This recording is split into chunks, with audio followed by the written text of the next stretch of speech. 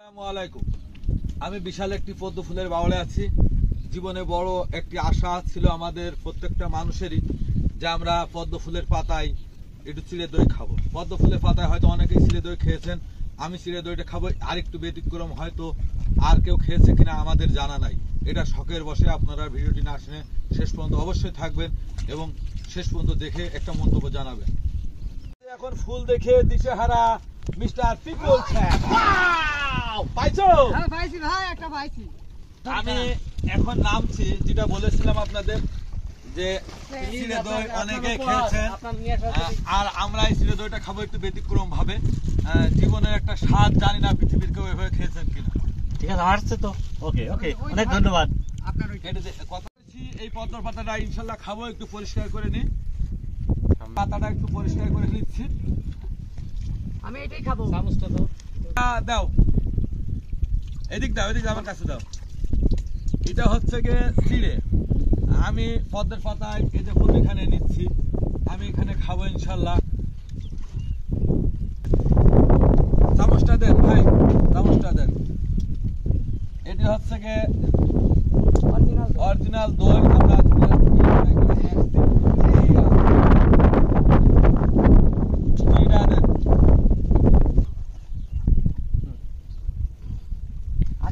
এটা হলো গে রসগোল্লা অরিজিনাল। আমরা এটাই ঠিক। জীবনে অনেকে অনেক কায়দায় খাওয়া দাওয়া করেছেন।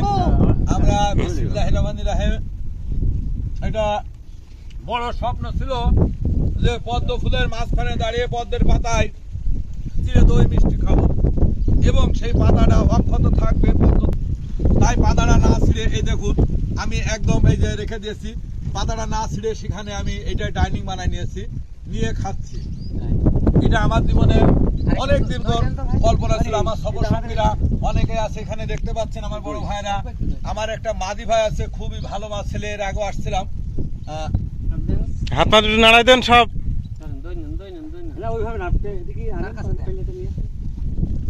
আমার পানিটা দেখুন বুক পর্যন্ত চলে গেছে, কিন্তু তারপরে একটা শান্তি পাচ্ছি যে আমি এর মাঝে খাতি পাচ্ছি।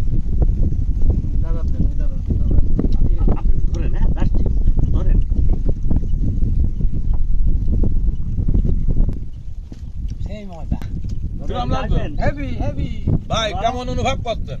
খুবই ভালো।